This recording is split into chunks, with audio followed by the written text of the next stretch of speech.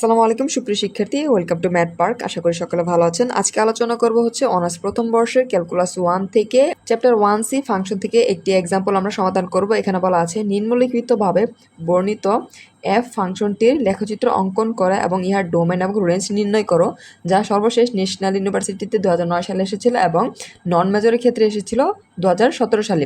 তো এখানে এই ফাংশনটি আমরা তুলে নিয়েছি, সমীকরণ জোট আকারে দেওয়া আছে। এই ফাংশন থেকে আমরা হচ্ছে লেখচিত্র অঙ্কনের মাধ্যমে ডোমেন এবং রেঞ্জ নির্ণয় করব। আপনাদের বইয়ে এটা একটু বড় আকারে দেওয়া আছে, আমরা খুব সহজভাবে এটা সমাধান করব। তো আমরা সমাধান অংশে চলে যাই। সলিউশন। এখানে একটু ভিন্নতা রয়েছে, এটা কিন্তু হচ্ছে এই ব্যবধিতে এখানে পরম মান দেওয়া আছে। আমরা এই পরম মানটা প্রথমে তুলে নিব। তাহলে আমরা এখানে নিব এফ অফ এক্স ফাংশন সমান সমান এখানে 0 প্রথম ক্ষেত্রে 0।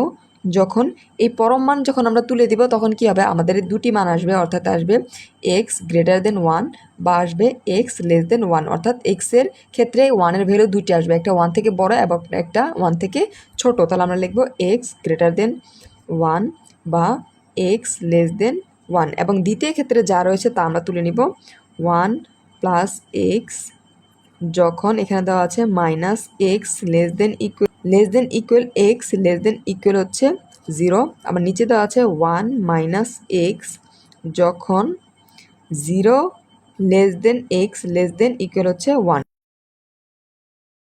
এখানে আমরা সমীকরণ জোটটি তুলে নিয়েছি, আমরা খুব সহজভাবে সমাধান করব। প্রথম শর্তের ক্ষেত্রে এখানে 0 দেওয়া আছে, তাহলে এই ক্ষেত্রে আমরা ডোমেন এবং রেঞ্জের মান নির্ণয় করব না। পরবর্তী ক্ষেত্রে দ্বিতীয় এবং তৃতীয় ক্ষেত্রে এখানে যে সমীকরণ রয়েছে এই সমীকরণের মান 0 নেই, অর্থাৎ এই দুটি সমীকরণ নিয়ে আমরা কাজ করব। এক্স এবং ওয়াইয়ের মান নির্ণয় করব। এক্স এর ভ্যালুকে আমরা ডোমেন জানি এবং ওয়াই ভ্যালু আমরা জানি রেঞ্জ। সেই ক্ষেত্রে এক্স এর যেই মানগুলো আমরা পাবো তা থেকে আমরা ডোমেন নির্ণয় করবো এবং ওয়াইয়ের যেই মানগুলো পাবো তা থেকে আমরা রেঞ্জ নির্ণয় করব। তো প্রথম ক্ষেত্রে আমরা হচ্ছে এই 2 নাম্বার নিব। তাহলে আমরা লিখতে পারি ওয়াই, এটা আমরা সমীকরণ 2 নিব 1 প্লাস এক্স যখন আমাদের শর্ত দেওয়া আছে -1 থেকে সমান হবে -1-এর সমান এবং হবে 0 পর্যন্ত এই ব্যবধির মান। তাহলে এক্স এর মান আমরা যখন নির্ণয় করব আমরা একটু ভিন্ন আকারে এই মানটি সমাধান করব।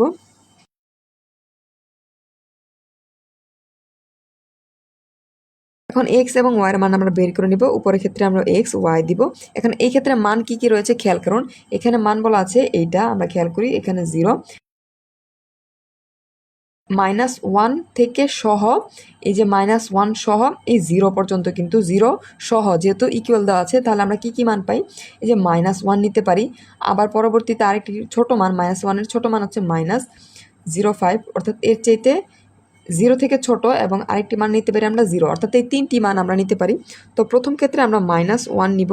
যখন -1 এক্স এর ক্ষেত্রে নিব তখন এই এক্স এর মান এখানে -1 বসাই দিলে আমাদের এখানে মান এসে হচ্ছে -0।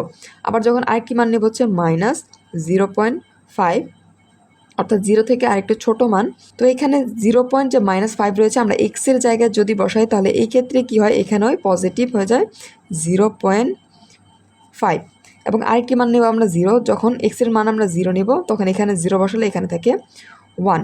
এই মানটা যখন এখানে বসিয়েছি আপনারা অনেক ক্ষেত্রে বুঝতে না পারেন, এখানে 1 মাইনাস হচ্ছে, এখানে দেওয়া আছে -0.5। 1 থেকে আমরা যখন হাফ বিয়োগ করবো আমরা অবশ্যই কি পাবো, হাফ পাবো, অর্থাৎ এখানে পজিটিভ হাফ, তাহলে আমরা 0.5 পেলাম। এই 0.5 আমরা বসিয়ে দিলাম, আমাদের আর দরকার নেই। আমরা 3টি মান নিব। এবং আরেকটি রয়েছে এই যে নিচে 3 নাম্বার শর্তের ক্ষেত্রে আমরা নিব ওয়াই সমান সমান এখানে দেওয়া আছে কি 1 মাইনাস এক্স যখন আমরা কি পাই, এর ব্যবধি হচ্ছে 0 থেকে এক্স লেস দেন ইকুয়াল হচ্ছে 1। অর্থাৎ এই ক্ষেত্রে ব্যবধি হচ্ছে কি, আমরা যদি কল্পনা করি এখানে হচ্ছে 0, এই 0 থেকে এই যে 1 পর্যন্ত, অর্থাৎ পজিটিভ দিকে, তাহলে আমরা কি 3টি মান নিতে পারি এই ক্ষেত্রেও 0 এবং 0.5, আরেকটি হচ্ছে 1, এই 3টি মান নিতে পারি। অর্থাৎ 0 থেকে বড় 1 থেকে সমান এই মানগুলো আমরা নিতে পারি। তাহলে আমরা এখানে ছক অঙ্কন করে নিব। এখানে যেহেতু 3টি রয়েছে আমরা 3টি মান নিব। উপরের ক্ষেত্রে এখানে হবে আমার এক্স, এখানে হবে ওয়াই।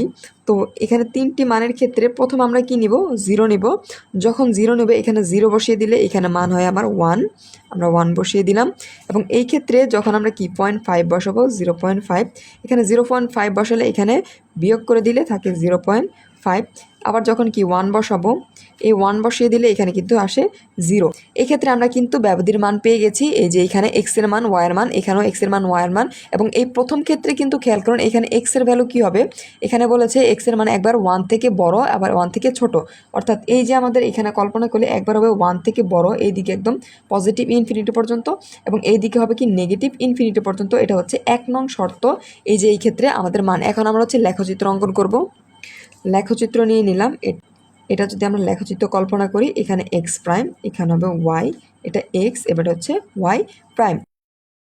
এখানে প্রথম ক্ষেত্রে খেয়াল করুন এক্স এর মান যখন -1 নিব, এই যে আমরা -1, অর্থাৎ আমরা একটু বড় করে নিলাম, এই যে আমরা ধরলাম এটা হচ্ছে -1, এবং তখন হয় 0। তখন এই ক্ষেত্রে ওয়াইয়ের মান হবে কি, এই যে 0।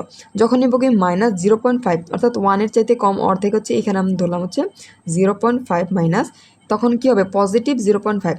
তাহলে ওয়াইয়ের মান হবে পজিটিভ 0.5। আমরা ধরলাম 1 দেওয়া আছে, ধরলাম এখানে 1, তাহলে অর্ধেক 0.5 ধরলাম এইদিকে 1, তাহলে 0.5 হলে এখানে 0.5 হবে এই বরাবর। আবার যখন 0 নিব, অর্থাৎ ব্যবধি যখন 0, তখন এর মান হবে 1, তাহলে এই মান হবে 1, অর্থাৎ এই পর্যন্ত আমরা ধরে নিলাম। তাহলে 3টি বিন্দু পেলাম, এই বরাবর, আরেকটা হচ্ছে এই বরাবর। আর এখানে যখন আমরা 0 নেব, এই যে 0, তখন আমরা কি পেলাম 1, অর্থাৎ এই যে 1। তাহলে আমরা কি পেলাম, যে প্রথম ক্ষেত্রে এখানে কি, এই যে 0 থেকে এই যে -1 পেলাম, পরবর্তীতে এই যে এখানে এই পর্যন্ত আমরা এই অংশ যোগ করে দিতে পারি। এই প্রথম ক্ষেত্রে আমরা এই অংশ যোগ করে দিলাম, আমার একটু কাটা ছেঁড়া হয়েছে, আপনারা ঠিক করে নেবেন। আবার দ্বিতীয় ক্ষেত্রে যখন আমরা নিয়ে এলাম কি, এখানে মান হবে 0 x এর মান, তখন y এর মান হবে 1, অর্থাৎ এই 1 এইখানে হবে। আমি একটু হাইলাইট করে দিচ্ছি, অর্থাৎ এই দ্বিতীয় ব্যবধির ক্ষেত্রে এখানে 1 হবে। আবার 0.5 পজিটিভ দিকে, এটা আমরা ধরলাম এখানে 0.5, তখন কি হবে y এর মানও 0.5, তাহলে এটা 0.5 কল্পনা করলে এখানে হয় 0.5। আবার যখন 1 নিব আমরা x এর মান, এটা ধরলাম আমি 1, তাহলে তখন এর মান কি হবে 0, তাহলে এইদিকে মান হবে এখানে 0। তাহলে আমরা বিন্দুগুলো পেয়ে গেছি। আমরা যদি যোগ করে দিই, তাহলে আমাদের এই যে বিন্দু আমরা কিন্তু পেয়ে গেলাম। এটা হচ্ছে আমাদের লেখচিত্র। এখন আমরা হচ্ছে ডোমেন এবং রেঞ্জ নির্ণয় করব। পরীক্ষার খাতায় এই লেখচিত্র কিন্তু অবশ্যই আপনারা গ্রাফ পেপারে অঙ্কন করবেন। তো এখানে আমরা ডোমেন এবং রেঞ্জ নির্ণয় করব।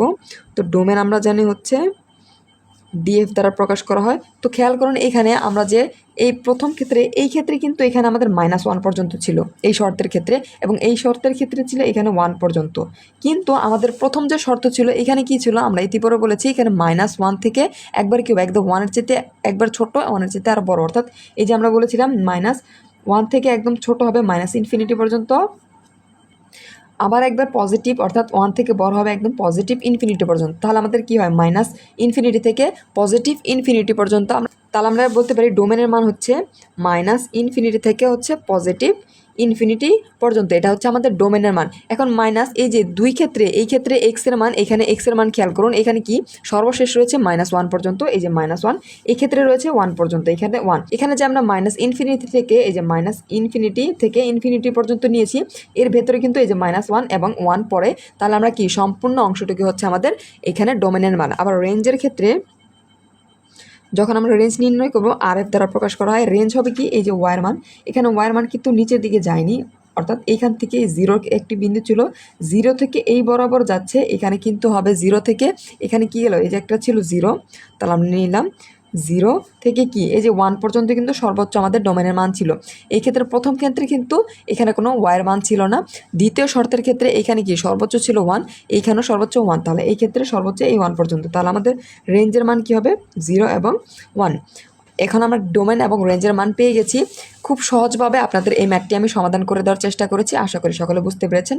যদি কোনো অংশ বুঝতে সমস্যা, অবশ্যই কমেন্ট সেকশনে জানাবেন এবং ম্যাথ পার্কের সাথে থাকবেন। ধন্যবাদ।